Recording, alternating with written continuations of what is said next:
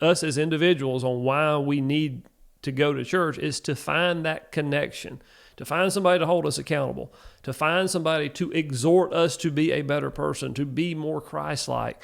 We need to hear the teaching. We get very much in our own head. We need to hear a different perspective on the word. We need both teaching and preaching and just that one-on-one interaction if we're going to continue to develop as a Christian.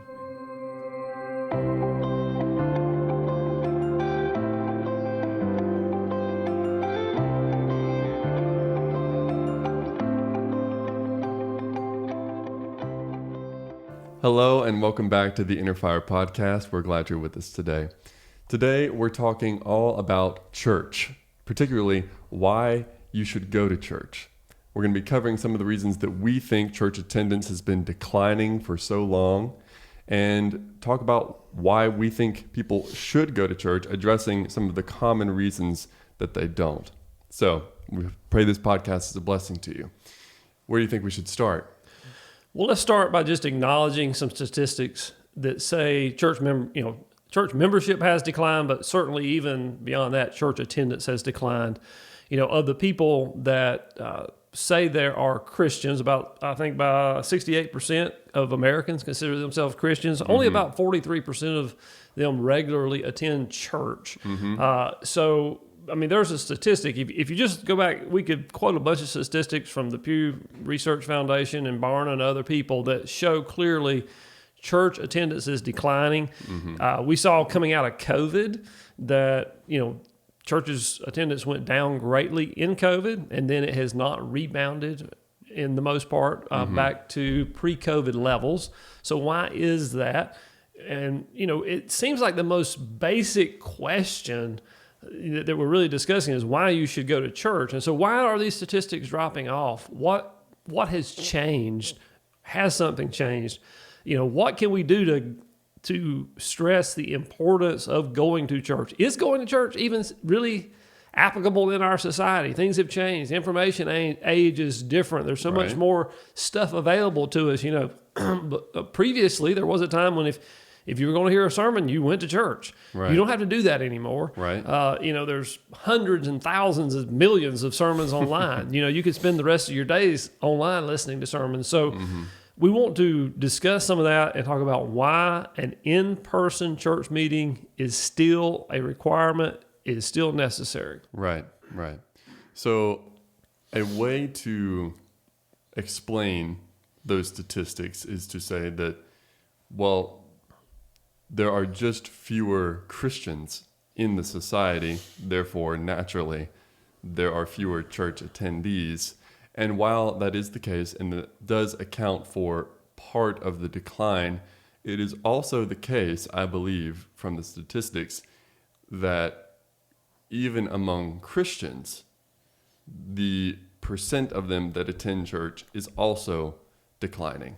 Yes. So that is mainly who we're going to be talking to here. Christians who believe they have a sincere faith in the Lord, but don't think that it's necessary for them to be a part of a local church body. So before we do that, let's just talk about some reasons on the church's side that it may be yielding fewer attendees. Sure. Yeah, I think let's just start with the most obvious one that I say the most obvious one, the most common thing that comes up when you ask somebody, why don't you go to church? The thing is, it's full of hypocrites. Well, my answer, this would not be my answer to that person, but I think if we look at why people are not going to church, there is some truth in what is being said, especially with the current generation. Because here's what a hypocrite is. A hypocrite is somebody who says one thing and does something different. That is a hypocrite. So if you're coming to church and you're embracing everything the church says, but then you go out and you live a different way, what people are seeing out of you on Monday through Saturday is different than what they see between 10 a.m. and 12 noon on Sunday, or whatever time you happen to be inside a church building. if that's different, there is a hypocritical element there. My opinion is, and part of the reason this ministry even exists, is that we want people to understand what you do from the time you walk out of the church till the time you come back. That is being a Christian. It's not that time when you're inside the church. And I think a lot of people don't see a difference there. They don't see people passionate about their faith. And so they say, why should I go down there and waste 2 hours on a perfectly good Sunday morning when I could be fishing or buying my groceries or something else, if all these people that are doing that look no different than the rest of us the rest of the week? So that's the first thing. I think if you want people to come to your church, be passionate about your church. Live out the faith. Do not just check a box. Box checking is a thing of the past as far as impressing anybody or getting someone motivated to come join you at church. Right. The hypocrite issue is a bit of a nuanced one, in my opinion, because there's legitimacy on both sides of the argument, which you already pointed out. On the one hand, going to church should not be something that you do because all of the people there are perfect. In fact, the very point of church is that it is a group of people who are seeking salvation from one who is perfect. You know, by being a Christian, you presuppose that you are a sinner. Of course, once you're saved, you are expected to live righteously. And beyond that, Christ ascended to the Father, and he gave us the Spirit, and we are his representatives here. Therefore, if we are not living up to that, that does bring reproach on his name, or at least the church's name, which, how closely should those two be tied, you know? The other thing I'll say is, I am not convinced personally that if the church had no hypocrites in it, there would be more attendees. We always assume that if people in the church were better, there would be more people there. And is that the case? Yes, but I also think there would be less people there. Think about Jesus, for example. There could never be a more perfect representative of the faith. Not everyone followed him. In fact, there were some people that followed him, and then when he gave certain teachings, departed from him. Many were exposed to him and his great wisdom and teaching and righteousness, and decided to go the other way.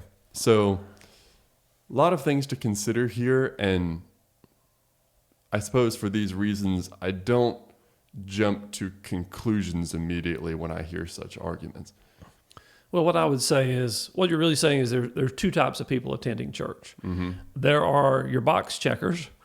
They go to church on Sunday because it's the culturally accepted thing to do, because that's what grandma did. It's because they feel like they need to. But once church is over, they don't really think about church throughout the week. They don't read their Bibles. They're not, as a general rule, making their life decisions based on what the Bible says and spiritual principles. And so you got that group of people. And then you have the people who are sincerely going to church because they're trying to grow spiritually. I think there's two different groups there. And so what we need to do is get more people from the first group into the second group. Right. To me, the second group, I would not classify them as hypocrites. I would classify them as imperfect, as you mentioned. They're always going to be imperfect. We're never going to get there. But we have to realize that first group, the box checkers, I'll call them, they're probably doing more to hinder church growth and spiritual development at large, in the larger community, than they're helping it, because they go out and they're misrepresenting what it means to go to church or to be a Christian. So that, I guess that's kind of my take on that. One of the things I think we need to move past in the Christian world, at least in the South where I grew up, if I'll just use this as an example, sure, to kind of demonstrate a point. If I brought a a girl home, I was, single and I was going to start dating somebody, a question I might get is, now, does she go to church? Mm-hmm. Right? And that was, going to church was like the measure of her spiritual temperature. Mm. And I mean, it's prevalent, I would say, throughout the South. If you're evaluating someone's spiritual health, the first question is, do they go to church? Well, that might be a good place to start if you were going to ask other questions, but generally that's the only question that would get asked. And once the answer was yes, they go to church, it was assumed that all these other things followed, which it very often did not. And so what I wish we would do is just get rid of that question and ask a question that something along the lines of, where are they spiritually? Mm-hmm. Where are they as a Christ follower? Do we need to go to church? Absolutely. The bulk of this podcast is going to be dedicated to why we should go to church. But going to church, whether we're inside the church measuring others or whether we're one of those box checkers saying, I go to church, therefore I'm okay, that should be done away with as a measurement of our overall spiritual health. It's a tiny sliver of our spiritual health that should inform how we're growing otherwise. Because if we're going into a healthy church and we're involved in that church, we should be developing and growing spiritually. Mm-hmm. But just saying I go to church is not enough. Yeah. You bring up a lot of interesting points there. One is that you have these two categories of Christians, and one of them you say, I would not define these as hypocrites. So the question that I have is, what is a hypocrite? And this is a question that I would put to those who say that the church is full of hypocrites. Define hypocrite. Well, it's someone who doesn't do what they say. Well, what Christians aspire to is Jesus' example, otherwise known as moral perfection. And we know that there is none who is righteous, no, not one, except Christ. So we know that you don't mean perfect. So instead what you mean is somewhere on the continuum between Jesus and the devil, right? And it is very likely the case that the point that you've chosen on the continuum is arbitrary. And probably what most people mean when they say that, it's kind of like when people are asked to define a rich person. Well, a rich person is someone who's richer than me. Or what is a poor person? A poor person is someone who's poorer than me. Or you see what I'm saying? Mm-hmm. Yeah. A hypocrite is someone who doesn't take their faith as seriously as I do. And a non-hypocrite is someone who takes their faith as seriously as I do or more seriously. Well, just think about what you're saying there and the kind of judgments that you're making. Mm-hmm. Do you really want to say that you take your faith more seriously than somebody else? Are you sure about that? And how much of that judgment is predicated on assumptions that you're making about that person, not knowing them very well? Mm-hmm. Well, Matt, let me interrupt you here and say, it's not our job to judge any particular person. I'm making when I divided those two groups, I'm making kind of a broad, sweeping generalization from observation. And, I could call out specific people to say, I believe this one fits in this category, that this one fits in that category. That's not really the point. The point is that if you're going to church, you should be making a sincere effort to grow in your faith and to grow as a Christian and to represent that body well. If you look at other organizations, they have standards, and if you don't meet those standards or misrepresent them by how you do things outside of that organization, they boot you out, right? I mean, the church theoretically does that too. It doesn't happen very often anymore. But we should self-impose a standard. And for me, the standard is not where you're at on that continuum you laid out. Mm-hmm. It's, are you moving on that continuum, right? Are you getting better?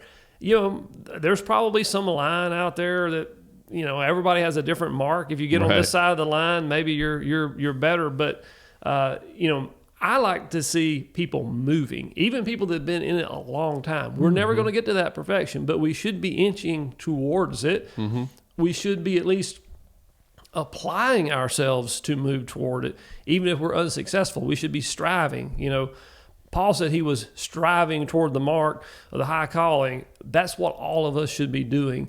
What my concern is the people that walk out the church on Sunday and there is no striving. There is no concern. There is no thought for how is this action that I'm about to take going to reflect on my family, which should be the church. You and I have talked about the fact that the church family should actually even be closer to us than our blood family.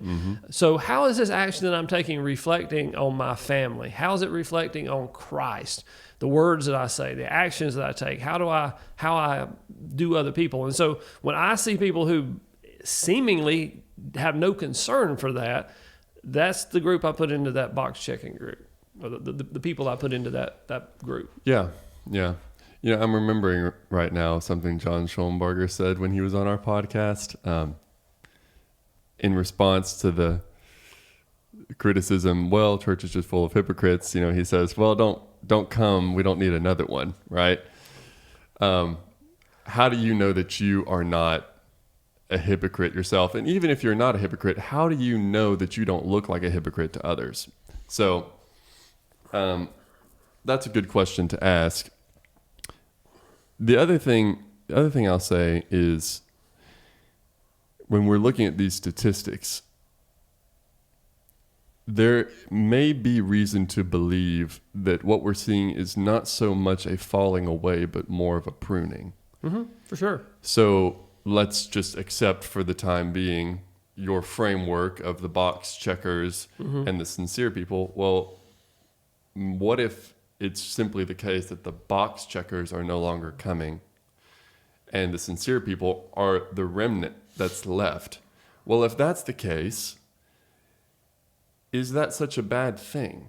Well, on the one hand, it is a bad thing because the box checkers, so to speak, we could say, well, they would be better off if they were in church, even if they're just there to check a box. But also, is that really the case? Because as you say, church has become this marker for spiritual health. And people who are not spiritually healthy that are attending church may be duped into believing that they are spiritually healthy because of their attendance. They can be lulled to sleep. They can feel as if they're right with God, whether they are or not, if they have that notch on their belt. Well, and we're kind of veering down a rabbit hole here, but I'll go with it for now. And, we had a conversation at our church just this past Sunday. We were talking about interviewing people for baptism as a candidate for baptism, and specifically young people. Yeah. So how do you discern, has a person truly put their faith in Christ? What questions do you ask? And the material that we were using basically was saying, the general churchy questions are really not enough. They were advocating for going deeper. My position on it was, you can train anybody to answer any particular question you want to ask. Just because you're asking a different set of questions and getting a different set of answers does not mean that you're getting the right answer. Because salvation really has to do with the condition of the heart, which we cannot know. Right. What we can do is observe behaviors and look for fruit. Right. Jesus said, if you abide in me, you shall bring forth fruit. And so are we bringing forth fruit? I think that's the true marker of whether we're a Christian or not. But back to what you were saying, I heard Ed Stetzer, who keeps up with a lot of statistics and analyzes these things. I heard him give us a talk a couple of years ago, and he basically said the same thing you were saying earlier, is that when you look at the decline of the church, his point was, and I'm paraphrasing him, you can go read his stuff on this if you'd like, but he basically said the church is not really getting smaller. It's getting distilled. And the people who were not really in the church anyway, but were coming on Sunday, are falling off. But that wasn't really the church. Those people were not really true believers. They were box checkers. And so it's a very sobering thought. Yeah, so his thinking is that the people that are coming are going to be much more effective because they're there for a reason. They're the passionate ones. And so he's kind of lining up to what you were saying is should those people even be there or not? Is it helpful or not? I mean, on one hand, you certainly could argue everybody needs to be in church no matter their spiritual condition, because that's where they're going to hear something that's going to change them. The problem comes in is when we embrace those people. This is really where I was going before, and I sidetracked my own self. What I said in our conversation on Sunday, the thing that has always scared me to death is me putting my stamp of approval on you. So if I have a young person that comes to me and says, I have done A, B, and C, and so I want to be baptized, for me to pronounce them, you are now good with God, you are now saved, that's a very scary thing for me as a pastor to put on somebody, because I don't know their heart. And if I pronounce you as saved and you're really not, I am dooming you, right? Because you now no longer think you need to be saved, and therefore you're not even going to be open to it. And so it can get a little complicated. So we went way down this rabbit hole here, but that's my thoughts on that. Mm-hmm. I think in the final analysis, what we should all be doing is growing closer to Christ. This goes back to what you said at the beginning.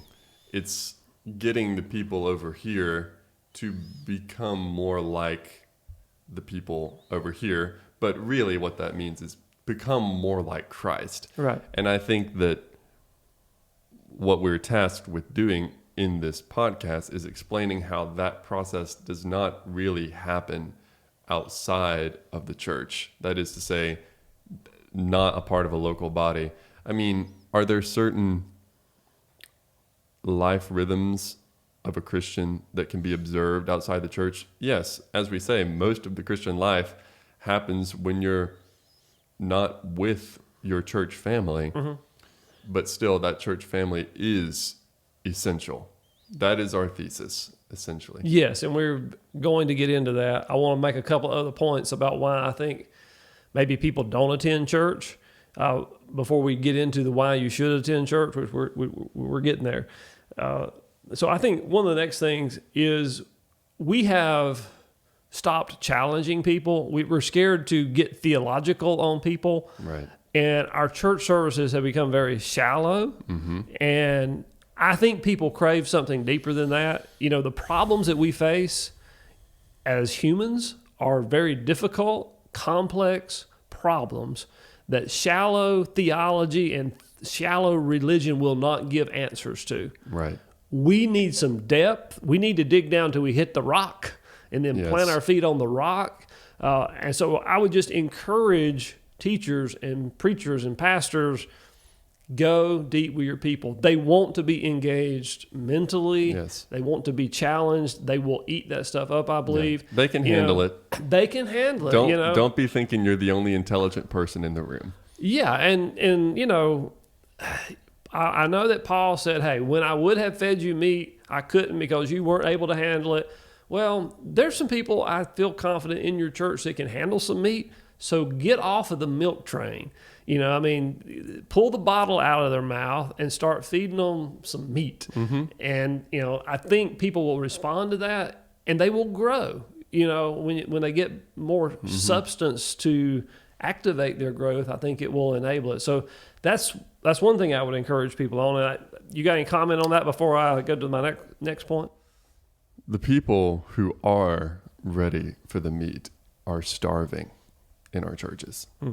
And I know that you know this. Yes. Because you have had difficulty in the last several years finding a church body that could meet your spiritual needs. And again, we can have a conversation about how the church meets your needs versus how you meet the church's needs.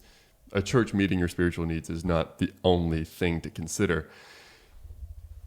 And, thank the Lord, you have found a place, but do you want to speak to that side of it? Well, let's table that conversation before we get into a little bit further down. I will say we do have experience that can speak to that, but let's table that issue for right now, and we'll get into that a little bit later, I think. Okay. I think let me make my other point, and then we'll actually get into what we were here to talk about, is why you should go to church. Mm-hmm. The other thing I would say, and this may ruffle some church feathers, but I call it like I see it. We have made church so relevant and made people so comfortable in church that we have lost the distinctiveness that should come with being church. Mm-hmm. We have blurred the lines so much between us and the world in how we conduct church that outside of the church, you can't really tell a difference anymore either. And so when people look at that, they don't see a people that have been called and set aside. They don't see a people that are passionate about Christ. They see people that have a layer of religion just layered on top of the rest of their life. It's a consumerism religion, based on, just give me something good, and a lot of people wear their Christianity like they do a Patagonia jacket. It says Patagonia right here, and it makes them feel good. Mm-hmm. They sew a Christian label on their sleeve right there, and it makes them feel good. That's not what it should be, right? And so I would just encourage people, don't make yourself so relevant and make people so comfortable that you lose what the difference is between the world and the church. Right. Also, something that I see in the church is just trying to reach out to carnal people with carnal means. Paul Washer has a great line. He says, if you, and I'm going to not get it exactly, but if you use carnal means to attract people, you're going to attract carnal men. And then that's what you see a lot in the churches is people, and like I said earlier, it's sobering, but people who don't know the Lord fill our pews. And if we can't get that part right, then what's the point? But anyway, we are advertising to the world good-looking, young, well-dressed people on stage who sing really well, who give great motivational talks, that can fix your marriage, that can fix your job, that can fix your financial problems. There's going to be food. There's going to be coffee. There's going to be a playground. There's going to be bounce houses for the kids.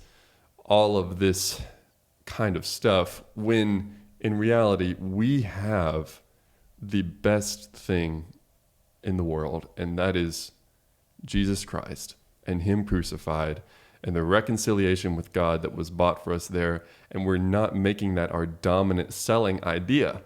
Yes. That to me is the main issue with the way church is dealing with its attendance.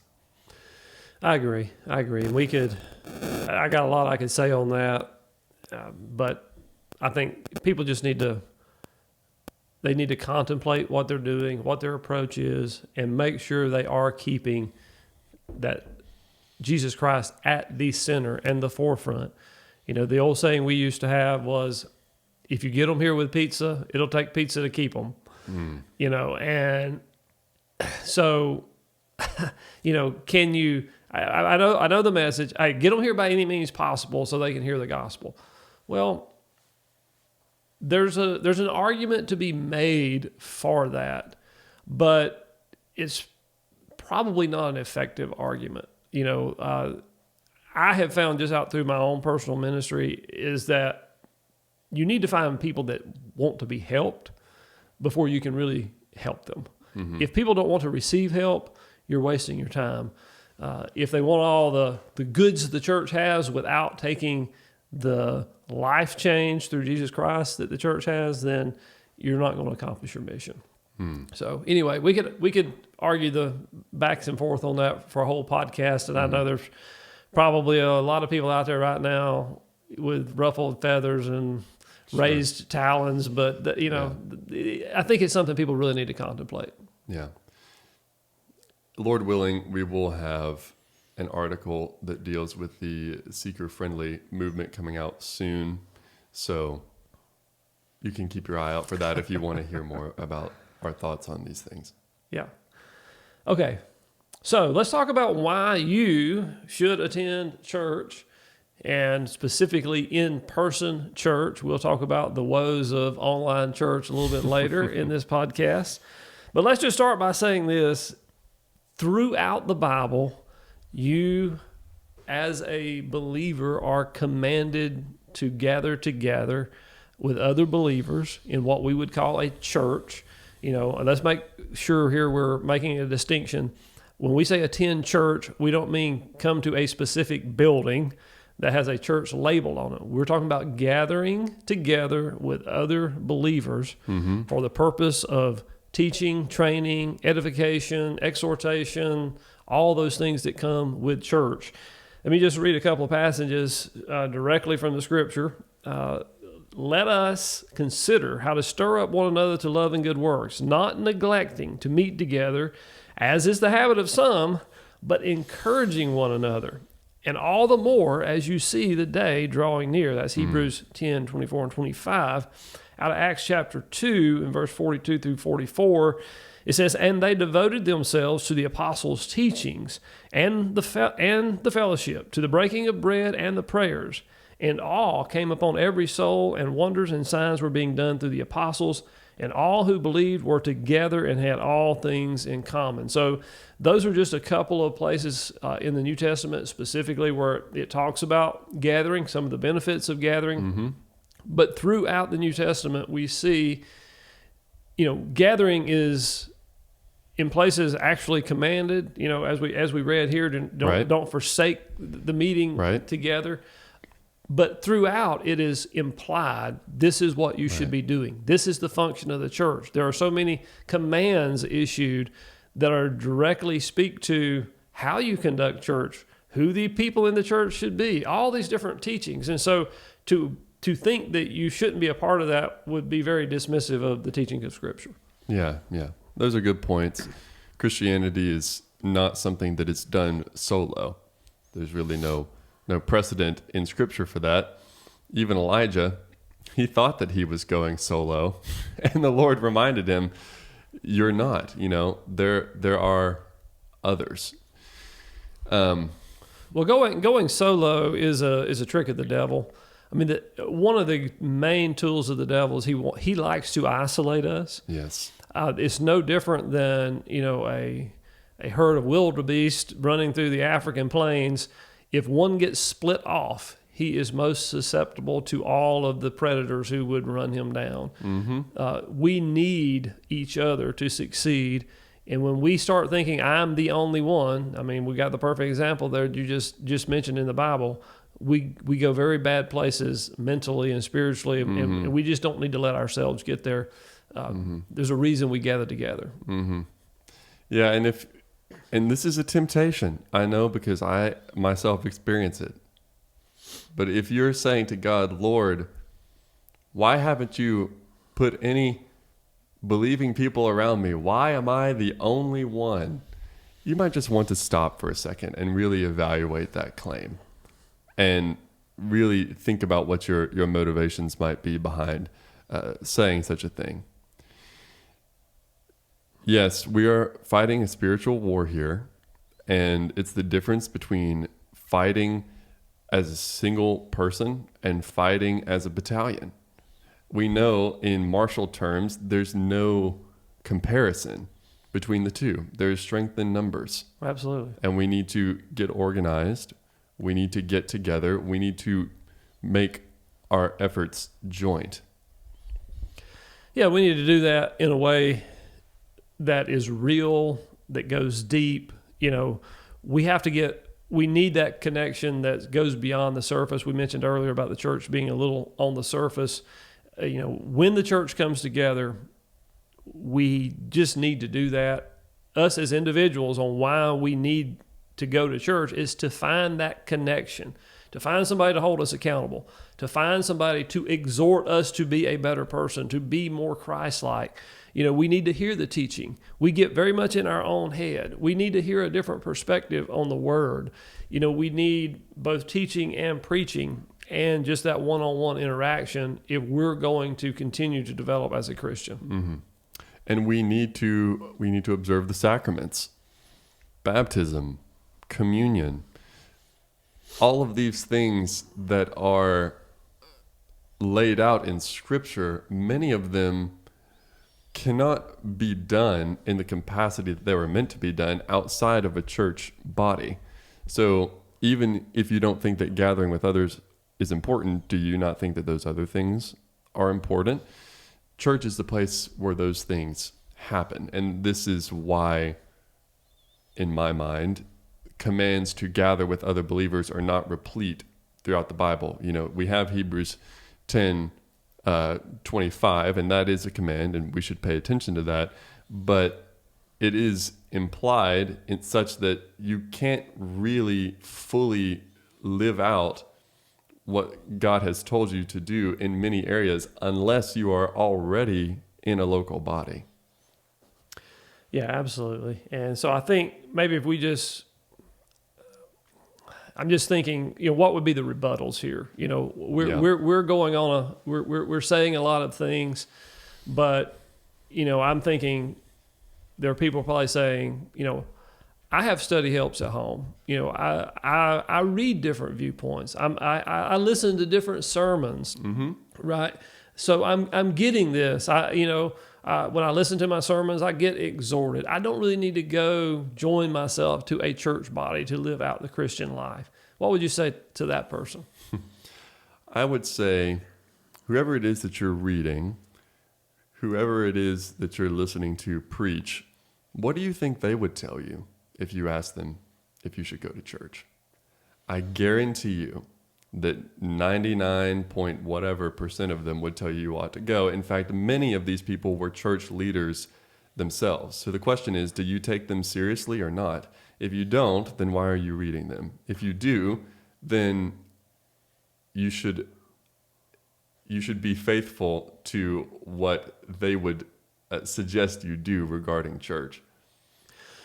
Yeah, and I think one thing that we are going to have to acknowledge is if you're speaking to that particular person, you say, okay, I'm going to sit in my recliner, I'm going to listen to a sermon or read this book or whatever. There is no substitute for face-to-face interaction with other people. This has been proven out to me again through COVID, because in COVID, everything went remote. I'm in business. We had a lot of business meetings through Teams or Zoom or whatever. And when COVID ended, we started getting back together in person. Now, let me just say, my business is remote. We have a lot of employees, but they're all remote, so we're not all in the office every day. I'm very familiar with remote work. We've been doing it for over a decade. But there is no substitute. I mean, I saw it just last week. I was on a business trip. Me and two of our other business leaders were together in Pittsburgh. We went down, we sat in the hotel lobby, and we talked for 3 hours. We could not have had that conversation over Zoom. There is just a human element that comes into play there when you're interacting with other people.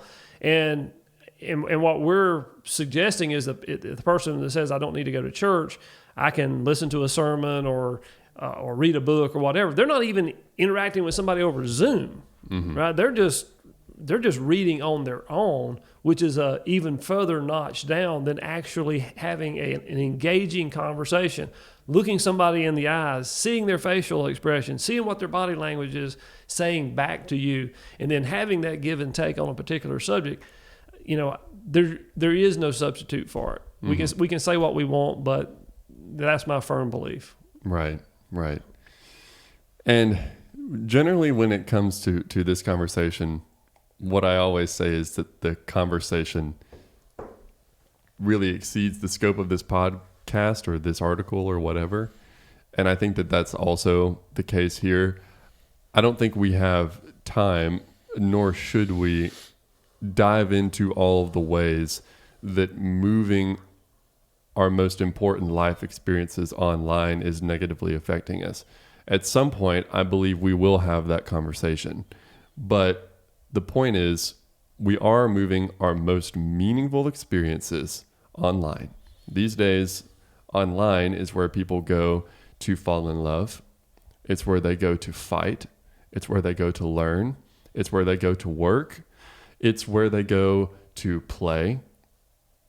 Our lives are moving online, and I am thoroughly convinced that this has not been good for us. On the whole, there are benefits, yes. For example, on Sunday, Courtney was not feeling well. So we did not go to church in person. We stayed home, but we were able to watch the service from home. That's a benefit. That's a good thing that we're able to do. It is better that we be able to do that than that we not.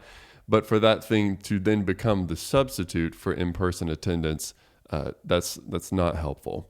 So I'm very much against that. The other thing that I would say is, let's say you're not just watching your local church online, but you are, attending a church in a faraway land.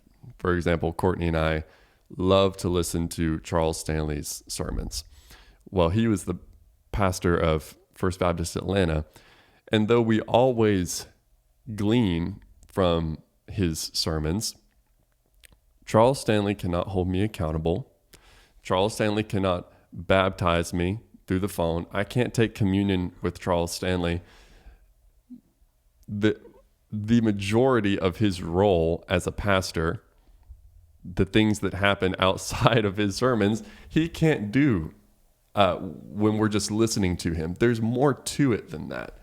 And the church is partly to blame here for putting so much of its emphasis on the weekend service, such that people come away with the idea that church is the weekend service. Well, if church is the weekend service, then we can watch the weekend service online and we're getting the full experience. There are a lot of issues with that.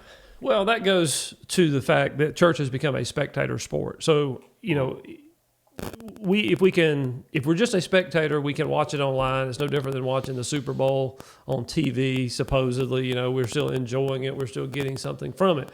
But as you point out in an article that'll be coming out soon, there's a reason that Super Bowl tickets cost $3,000 or whatever they cost to actually go in person.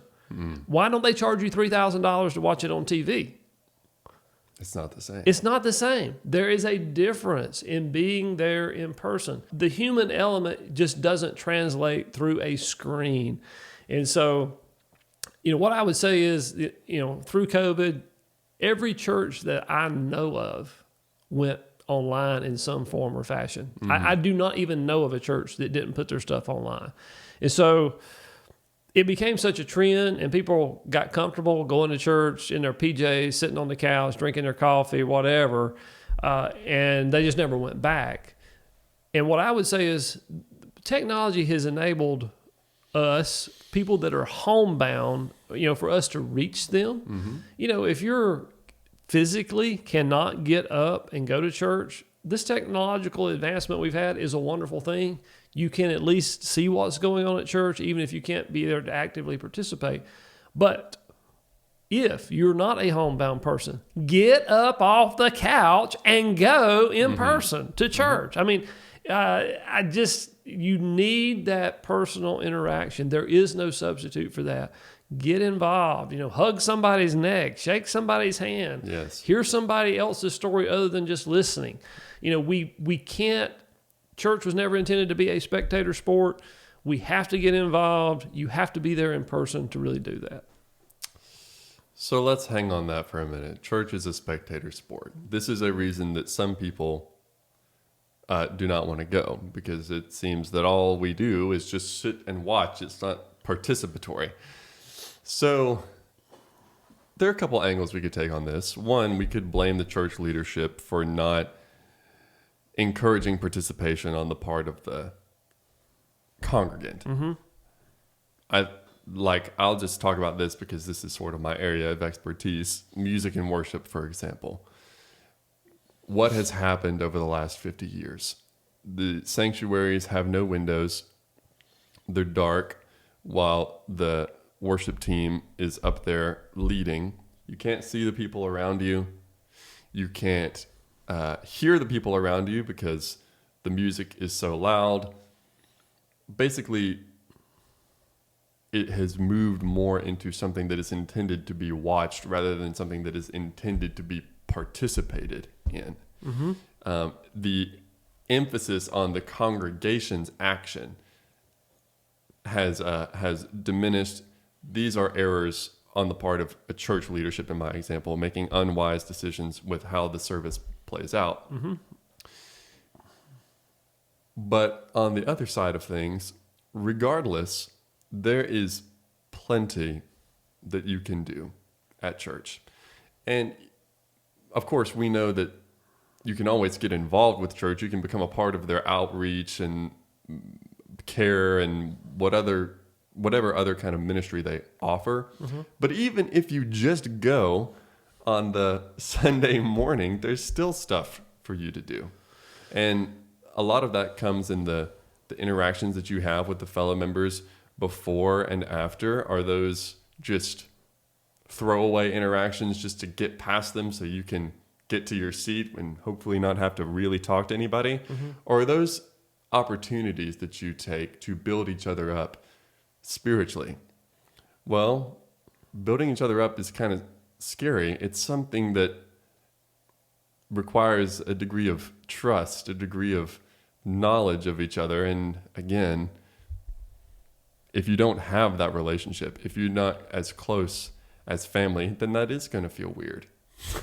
Yeah, it is. It is. And I think, what we're talking about today is going to be a 2-part series. And I think next podcast, we're going to talk about what you should actually do at church, how you do engage with other people and how that should feel and how you should work to get over those barriers. So I think we'll go deeper in that in 2 weeks when we talk. I think the bottom line, kind of in summary, is what we're saying is you can't do that from home, and you can't do that just sitting in your recliner listening to a sermon or reading somebody's book. You've got to go in person. You're just missing a huge element if you do that. Mm-hmm. So let's talk about a couple other things as far as why we go to church. One of the things, and let's just say this. Yes, you can learn at home, but part of the function of the church is teaching. Yeah. And we see that throughout the scriptures where there were particular people assigned to be teachers. We learned there were particular giftings of people to teach. Timothy was exhorted by Paul to teach and to preach. And so part of going is to receive that teaching and to let that teaching grow you in your faith. Mm-hmm. And again, I would just advocate you can't totally do that on your own. You need that interaction. You need to be able to bounce ideas off of one another and debate issues even. I mean, sure. Everything is not cut and dried in the Christian world. There are things to debate and issues to discuss and applications to discuss. How should I apply it in this situation? How should I apply it in that situation? That is a reason to be there, is to hear that teaching. Yeah. Yeah, I agree. And if you find the teaching that you receive at church boring, I sympathize with that. Sometimes the pastor feels as if he has to cater to the lowest common denominator, and that may water down his sermons such that it's just things that you've already heard and known and accepted. Even still, let's say that is the case in your church, you need to be reminded of those things on a weekly basis. And maybe it's the most basic things that you need to be reminded of the most, because they're the things that you give the least attention to. So in my mind, let's not say inadequate, basic teaching is not a reason not to go. As we've already said, there needs to be depth. There needs to be a handling of complex issues within the church. But even if there's not, I still think it's worthwhile. Mm-hmm. Yeah, preaching should be a stirring up of your remembrance, right? Not necessarily just a teaching you new things. Mm-hmm. There are people in the church that should be teaching and probably teaching you new things, even if you're advanced, because the Bible is, the depths of it are not going to be found. Mm-hmm. So there's always something new to learn there. But let me just read. I like to read scripture to back up what we're saying. Let me just read out of Titus chapter 2, this passage, verses 1 through 6. But as for you, teach what accords with sound doctrine. Older men are to be sober-minded, dignified, self-controlled, sound in faith, in love, and in steadfastness. Older women likewise are to be reverent in behavior, not slanderers or slaves to much wine. They are to teach what is good, and so train the young women to love their husbands and children and to be self-controlled, pure, working at home, kind, submissive to their own husbands, and the word of God may not be reviled. Likewise, urge the younger men to be self-controlled.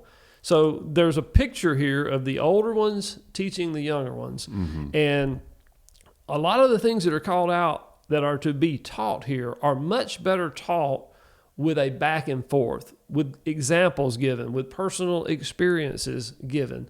Reading books are good, but there's no substitute for actually talking to a person.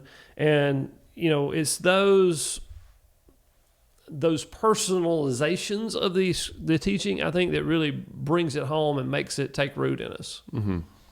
Yeah, and I think we're being pretty generous here, just assuming that all of the people who are claiming that they don't need to go to church because they can read a book or listen to a sermon are actually doing those things. Yes. Are there some people that do that? Yes, I'm sure there are. But when there is not that accountability, when there is not that community, mm-hmm. such things are less likely to happen. Of course, we always want to address the strongest form of the argument, and we're going to continue to do so. I just want to make that point. Yeah. So let's move on a little bit to some other topics. We've covered that one pretty well.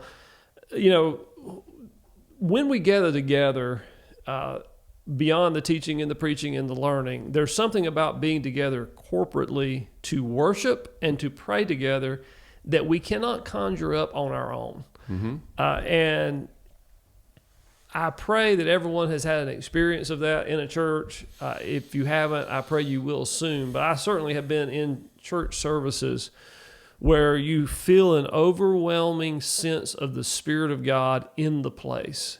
You sense people's hearts being opened and people being challenged and changed and growing and breaking their own spirits. You can't really experience that same kind of thing by yourself. It just doesn't happen. Mm-hmm. When Matthew 18:20 says, where 2 or 3 are gathered together in my name, I'm there in the midst of them. Mm. Why didn't he just, we know he says, hey, lo, I'm with you always, even to the end of the age. But, he's indicating here that there's something special about more than one person being there. Mm-hmm. Right. And so we need to heed that. And again, I think these things are somewhat self-evident, but we just want to pass over them. Here's another one in Acts chapter 4. It says, when they had prayed, the place in which they were gathered together was shaken. They were all filled with the Holy Spirit and continued to speak the word of God with boldness. And in numerous places, you find them coming together to pray together. Mm-hmm. And again, if you've ever experienced that, there is a power in that. Yes. That is maybe not really explainable. Maybe there's a mysterious element to it, but there is definitely power in corporate worship and corporate prayer that we can't garner on our own. Yeah. And if you have experienced that, then you understand. But if you haven't experienced that, maybe you've been to a concert. Let's say you're going to go see a big name artist in an arena somewhere, and let's say you're the only person that shows up. Well, that might be kind of cool. You have it all to yourself. You can hear really well. You don't have to worry about the people singing around you, drowning out the artist or anything like that. And then after the first song or two, you're thinking, this is kind of dry. But when that place is full of tens of thousands of people and they're all experiencing that together, it's electrifying, undeniably. You don't have to understand that phenomenon completely to know that it's legitimate. Same thing with a sports event. Really, anything that we gather for, there is a power in that. There's a connection, and as you say, there can be a stronger awareness of the presence of God, of the Spirit, when you are with others. I think that's undeniable. Yeah, I'll take it all the way back to my college days, which were way back. I had a theater class where we were learning about theater and how theater productions work. And the instructor told us, he said, when a new production comes to town or, a local entity puts it on, don't go on opening night. He's like, let some momentum build. Let there be a buzz about it and fill up the auditorium, because your experience of the theater will be so much better when the people are engaged and the room is full. And so, the same thing applies to church. I'm sure if we had the right psychologist here, they could maybe explain some of this from a human psychology standpoint. But we really don't even need that, because the Bible tells us this is what we should do. We know the results of it firsthand. You can't get that at home. It's just another reason why you need to be sitting in a chair or on a pew at church with your fellow believers to play your role in that group experience. Yeah, I totally agree. That doesn't mean that when you go to church, there has to be a bunch of hooping and hollering. No offense to my Pentecostal friends, for that effect to be there. Absolutely. It can absolutely be the case that gathering solemnly, quietly, can be just as powerful. So just be mindful of that when we're making analogies like the concert and the sports event. Yeah, and one of the favorite things that happens at our church is when the music minister will call off the music. You'll be singing a song, and he's like, "Okay, y'all stop the music. We're gonna sing a verse or a chorus, just a cappella." And at least at our church, the people are very engaged with that, and they sing out. And when you take a song with no music and you've got a couple of hundred voices actually singing, just that alone is a powerful thing. You feel connected with everybody else in the room around that central idea, and I think that's where that united feeling comes from. Totally agree. So let's talk about a couple of other things. First of all, the fact that we talked about consumerism a little bit, about we go just to receive for the most part, but there's another reason to be in church, and that is you need to be doing something. You have a role in church. You are a member of the body, and without you there, the body is not complete. Indeed. And oftentimes I hear people talk about why they don't go to church, and they're like, well, I don't get this or I don't get that. This not right, that's not right. But I'm like, okay, well, what are you contributing? You have something. You have a gifting of some sort that needs to be on display there in the church. Obviously, 1 Corinthians chapter 12 talks about this extensively. So that's another reason to be there, and you may have a comment on that. When was the last time you heard someone say, I don't go to church because I have nothing to contribute? No, it's I don't go to church because they have nothing to give me.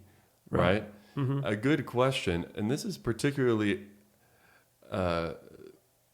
true for those who feel that there's not a good church around them, and therefore that's why they don't go to church. Well, is there a church around you that could use your help?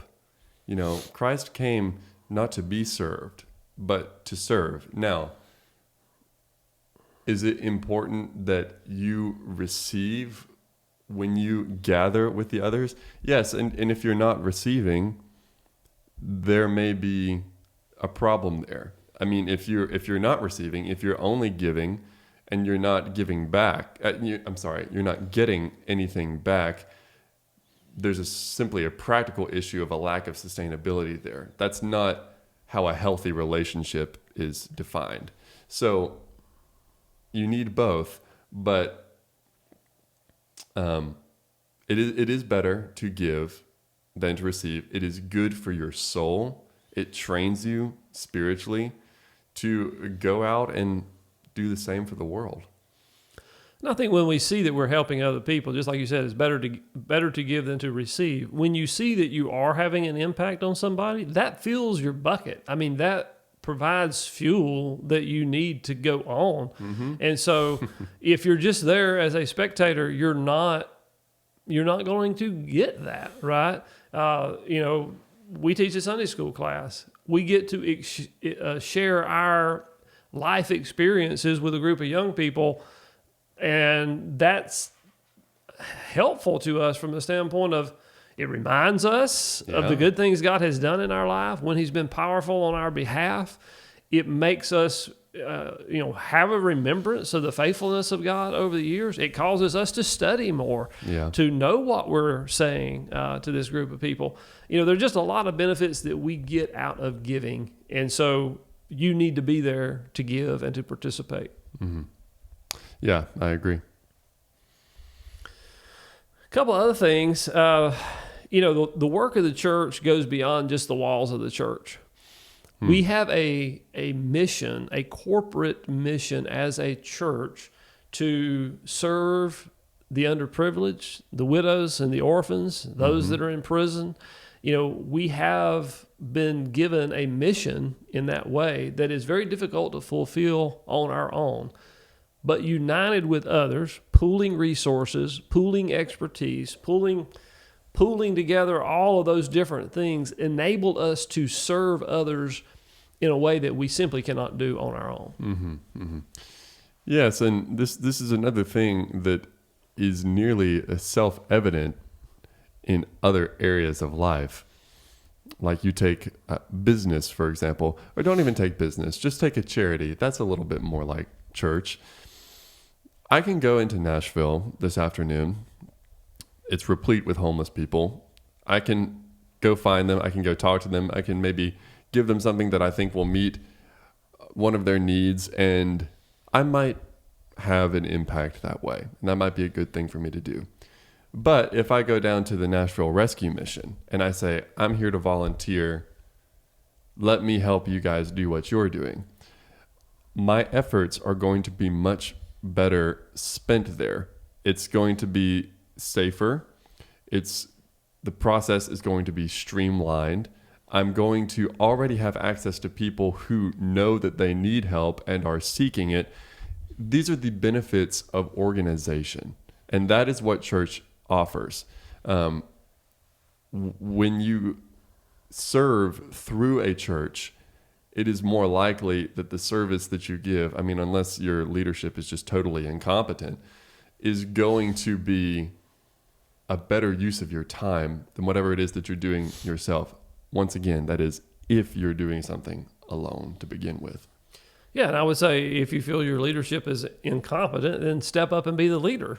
Right. Maybe you have some competence, or maybe you can help bring in a leader who is competent in a particular thing. That's another thing I would just say as a pastor. Pastors are somehow expected to be experts in every single piece of the church, right? They're not. They're humans just like we are. They have skill sets. They have different bases of experience, but they're not experts in every area of church life and everything that needs to happen in a church. They're just a cog in the wheel themselves. Do not depend on your pastor to do all these things. If you have a skill, an expertise that can be applied, by all means, bring it to the table and apply it. And certainly in outreach, there are so many different skills needed. Not everybody is comfortable dealing with a homeless person or a person who is dying or a person who is having marital troubles. There's going to be different people that are good at that. Some people embrace that opportunity and are very skilled at it. So, it's just, there's a variety of things that are needed. I'm sure you have a gifting that can be used in some way if you will just come to church, make that gift available, join in with the others. I mean, that is the function of the church. That's why we should be going and should be a part.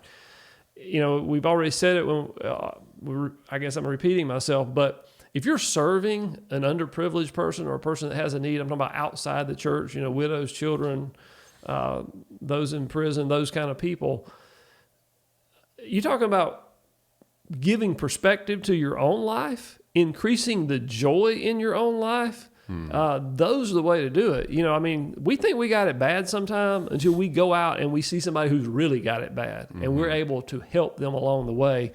Puts a new perspective, and that's just part of our service at church. Right. We all have different gifts. All gifts are needed, and some might say, well, I can't sing.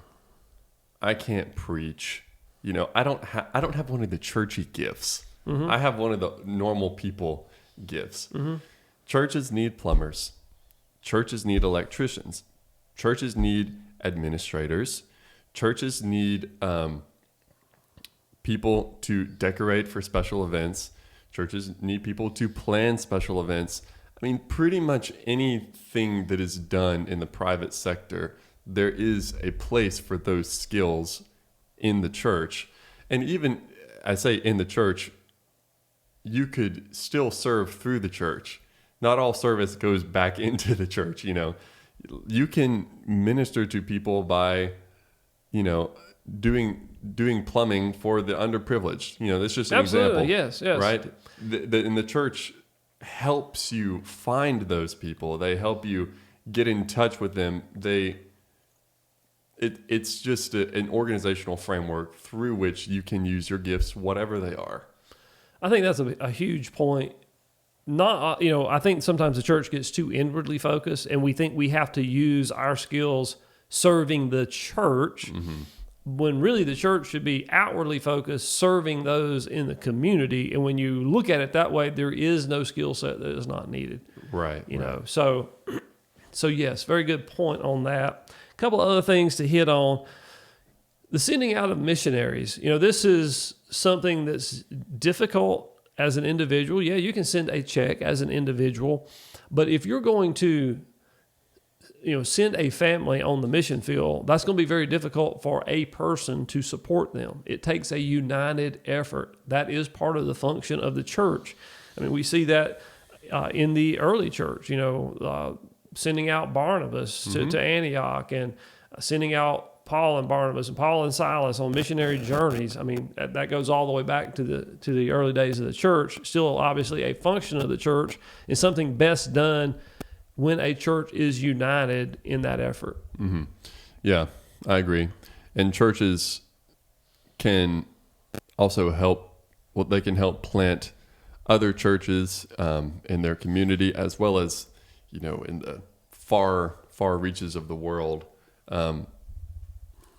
If you're going to start a church, you need people rather than, start gathering up a person here and a person there. You can, and this is what a lot of larger churches do, is they encourage a portion of their people to go and get that church off the ground, which I suppose if you don't believe in going to church to begin with, that's not going to be a super convincing argument for you, but take it for what it's worth. Right. Well, I think we've covered a lot of points about why someone should go to church. I hope they're hearing those.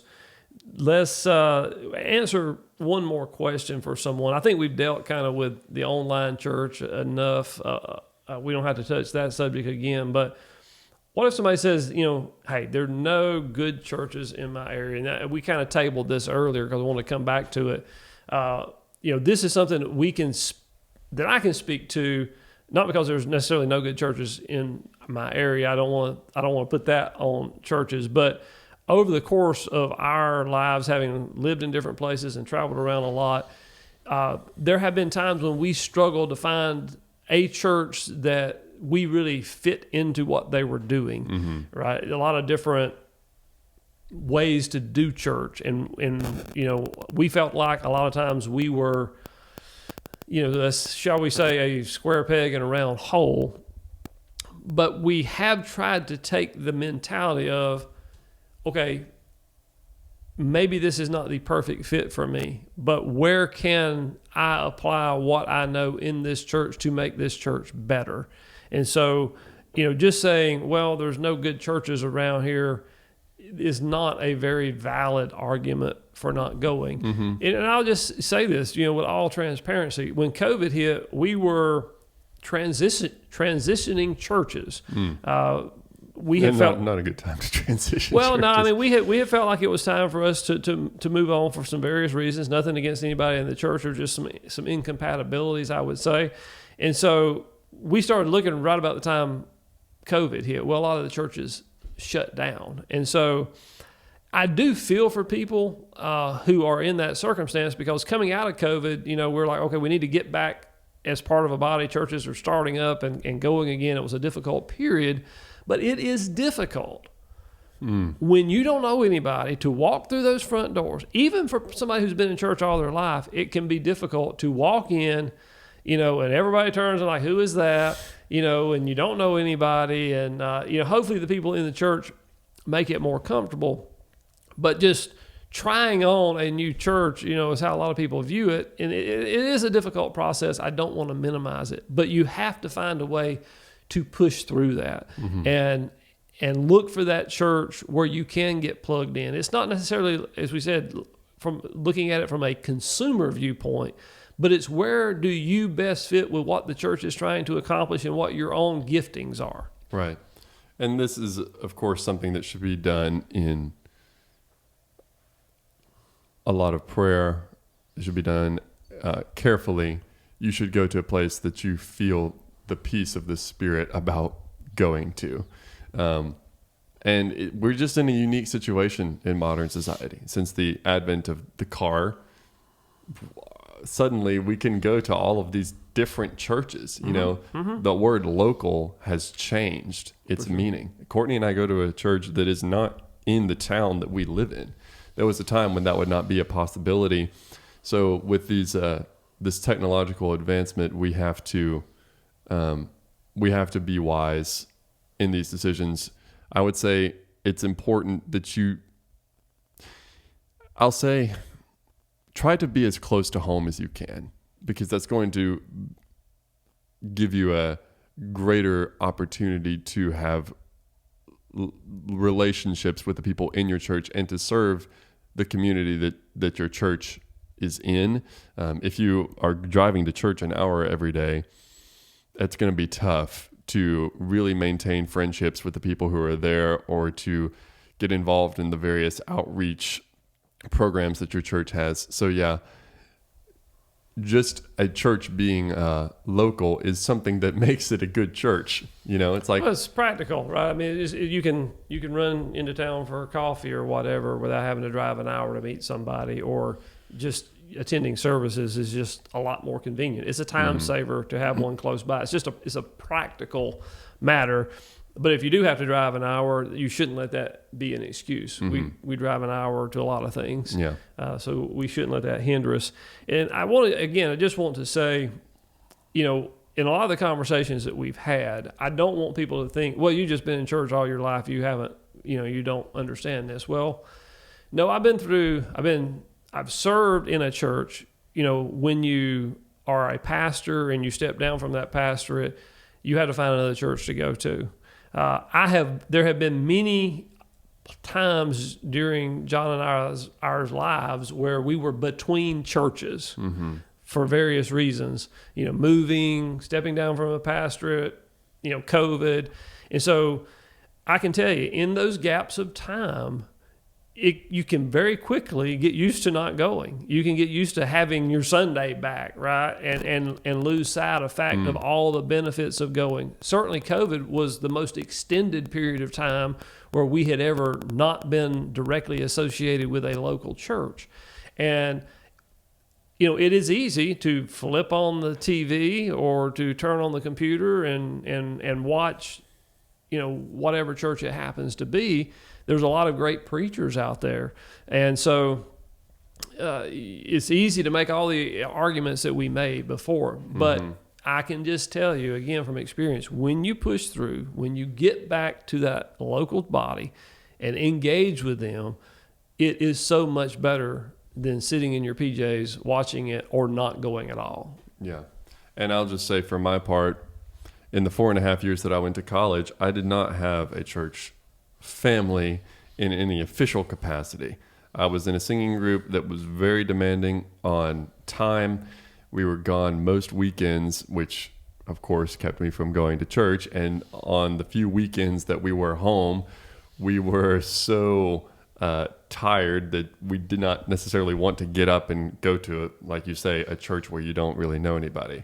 And even when I did find a church that I wanted to make my regular church for when I was home, I wasn't able to get involved really in any real way. I will say that I was very blessed that the group that I was singing with became my church. We had to be church for each other, and we were in church all the time, so I got the benefit of being in the services. But I mean, for me, being able to just go to church on a Sunday was a relief. When it did come around, I suppose that I could feel the effects of not having done that regularly in that span of time. Well, and you know, the fact that when you traveled with the group, you were in church just about every Sunday. Mm-hmm. It was just a different church. Right. And I think that the fact that you couldn't connect in that, yeah, you were hearing a sermon, you were hearing teaching, but it was not the same as going to your church and connecting with the people. I think that's just a further example of why you need to connect with a body. You know, you were in church, but you weren't getting the full benefit of it. Mm-hmm. Mm-hmm. Well, I think that covers most of the items that we wanted to hit on. You know, I know there's a lot of people that are asking the question, why should I go to church in this day in which we live, or at any time really, but especially in this day? I hope we've answered some of those questions. Sure. There are more questions to answer. I think that whatever we may have left out, we can circle back to. This is a 2-part series, so we will see all of you again, I hope, in 2 weeks. Thank you so much for joining us today. If this podcast has been a blessing to you, please share it with somebody else or give us a 5-star rating. And until next time, God bless you.